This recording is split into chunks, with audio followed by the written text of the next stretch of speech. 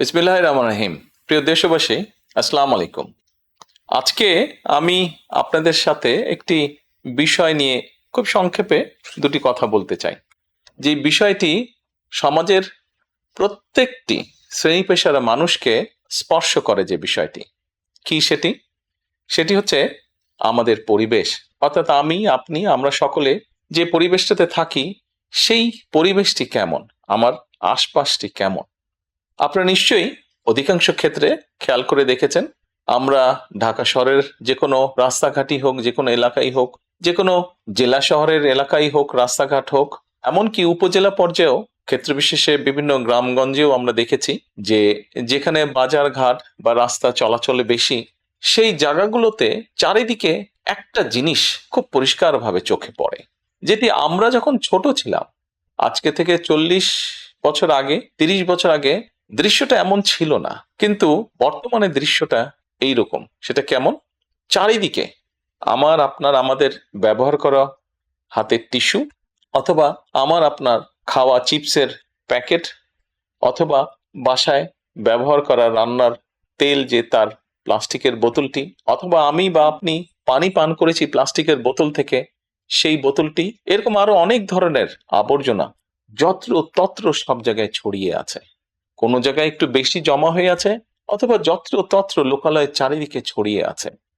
চিন্তা করে দেখুন তো, আপনার ঘরে, যে ঘরটিতে আপনি থাকেন, যে বাসাটিতে আপনি থাকেন, যদি চারিদিকে এমন টিস্যু ছড়িয়ে থাকতো, যদি চারিদিকে এমন আবর্জনা ছড়িয়ে থাকতো, আপনার কাছে কি ভালো লাগতো দেখতে? নিশ্চয়ই না, আমাদের কারো কথাই ভালো লাগতো না।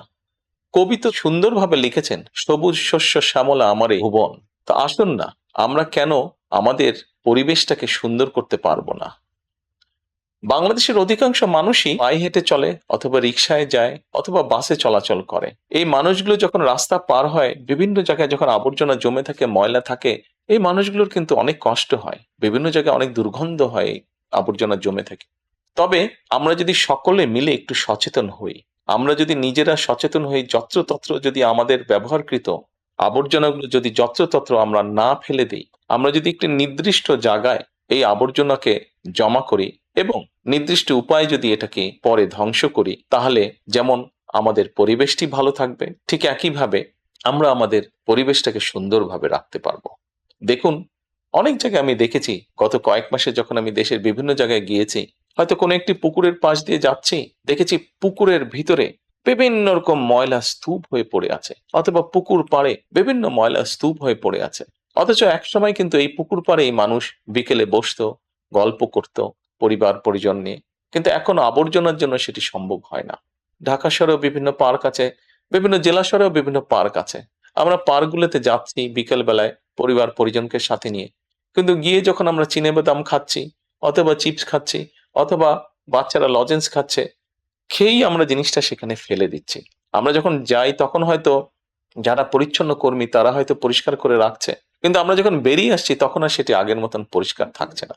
কিন্তু যদি যে পরিষ্কার থাকতো, আপনি যদি পরিষ্কার করে রেখে আসেন, আপনার পরবর্তীতে যে যাবে সেও সেই পরিচ্ছন্নতা, সুন্দর পরিবেশটি উপভোগ করতে পারবে। কাজে আসুন না, আমরা যদি আজকে থেকে প্রত্যেকে সচেতন হই, আমাদের হাতের আবর্জনা বা ব্যবহৃত আবর্জনা যদি নির্দিষ্ট জায়গায় সুন্দরভাবে আমরা গুছিয়ে ফেলি, তাহলে ধীরে ধীরে হয়তো আমরা আমাদের এই বাংলাদেশটাকে আবর্জনা মুক্ত করতে পারবো, সুন্দর একটি পরিবেশ গড়ে তুলতে পারবো।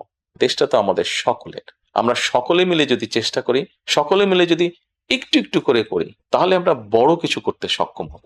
প্রিয় দেশবাসী, আপনাদের কাছে আজকে এই সহযোগিতাটা আমি চাইছি। আমরা সকলে মিলে আসুন, চেষ্টা করি আমাদের দেশটিকে পরিষ্কার সুন্দর রাখতে। আমরা সকলে মিলে চেষ্টা করি আমাদের পরিবেশটিকে সুন্দর পরিষ্কার রাখতে, যা নিশ্চিত করবে আমাদের আগামী দিনের বংশধরদের জন্য একটি সুস্থ দেশ, সুস্থ পরিবেশ।